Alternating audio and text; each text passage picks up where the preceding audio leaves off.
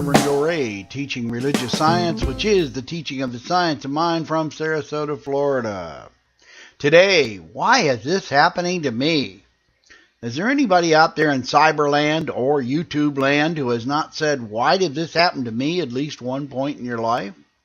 I've said it many times. As a matter of fact, I said it this morning, which is why I'm writing this blog post and recording this podcast. Why is this happening to me? I cried with my head in my hands. What did I do to deserve this? My ideal life of semi-retirement, writing my books, blogging, being active in my fraternity, doing my internet and YouTube ministry, doing charitable work, and whatever I pleased when I wanted to do it, must go on hold for a while because the gods of mammon needed to be served. Translation, I needed to get off my butt and earn some money. Do you remember my post and podcast entitled Chop Wood and Carry Water? If you haven't checked that one out, please do so.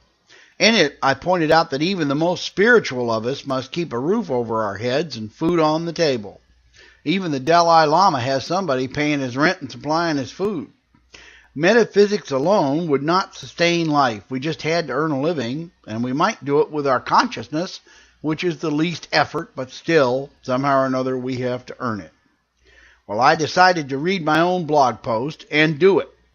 So after a short pity party, I set out looking for gainful employment, which was never a problem in past years, but at 68 years of age, perhaps not quite as easy. There again, I knew that if that was my belief, then that would be my reality, so snap out of it, Dore, and just do it. I did and found a job very quickly. It was a bit hard to get back into the habits of work after 3 years of freedom, but I soon adjusted. After a month or two, it became quite clear that working on commission and sales again might not have been the best answer. I did it for 18 years, but that was a while ago. Oh, I was enjoying the clients and having a lot of fun, but I wasn't bringing home much bacon. Seems I'd lost the edge. I'd become a farmer and left the hunter Dore far behind. So I reached a mutual agreement with the very nice people who gave me the opportunity, and we said farewell. I'm grateful for the opportunity, for it was a great lesson in consciousness and in being able to adapt and change. So what now? Why is this happening to me? After an hour of quiet meditation and getting out of the feeling of failure that one has when leaving a job, I began to realize that nothing really happened to me at all. I was still the powerful, clear teacher of spiritual truth that I'd been since 1986, and I still had all the skills and talent that I've always had. No one out there did anything to me. Nobody up in the sky, not God or fate or luck or any other outside force, had conspired to make me miserable. You know, I still had my imagination, which could create any state of being that I could believe.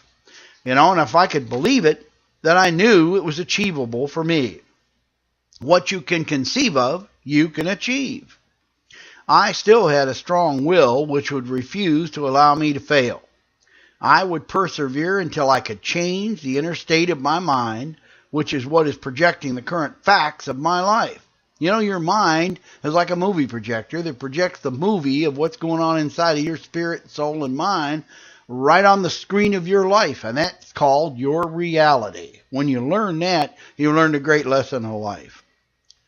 Whining and crying would only prolong the process.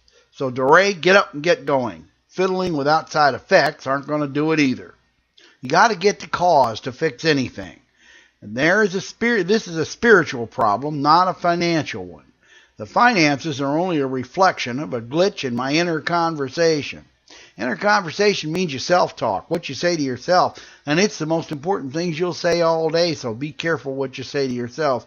It goes right into that subconscious and takes root. Change the inner, and the outer must follow. Every problem in life has a spiritual solution. Now, there's 4 steps to this process of kind of getting over it and moving on, and here's step 1. Recognize the real cause of the condition your condition is in. Understand that no one did anything to you, and that outside fixes won't solve the problem. The source is within, so the solution lies within. You got to plug the hole in your mental boat. Don't repaint the hull. Step 2, get to work. Get busy. Inactivity is the worst thing for anybody when the rain falls in your life.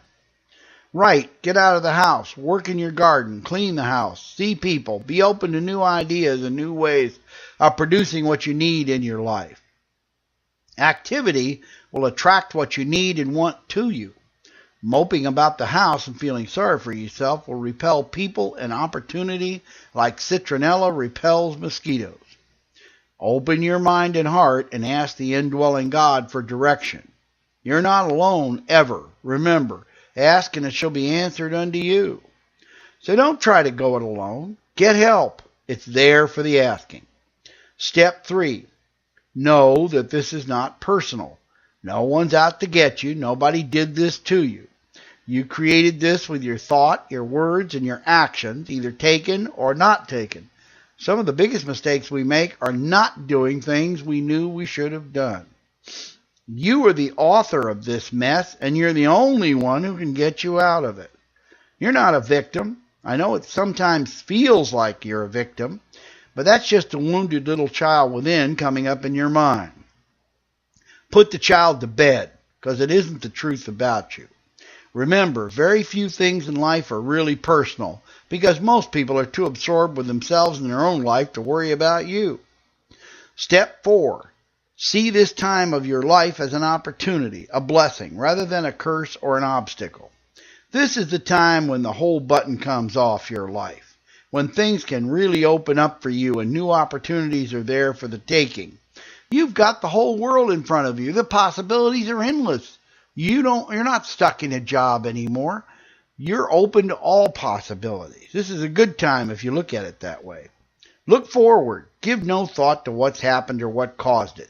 That's counterproductive. You're staring at the wake rather than where the boat's going. And it'll produce just what you don't want in your life. Get your imagination to work. What would be the most wonderful outcome of this time of challenge? For me, perhaps that means going back to what I love, and that's teaching. Or perhaps it means getting better at marketing my books so that people actually buy them. Then I wouldn't have to work 9 to 5 at all. The possibilities are endless. If you have a great idea or a great job or just need a prayer, send it to revdore@gmail.com. By the way, if you have a job offer or an idea, make sure it's somewhere near Sarasota, Florida, because I can't get my wife to move. Until then, may the God in you keep you warm and safe. May you walk in the light each day of your life. Until then, bye-bye for now.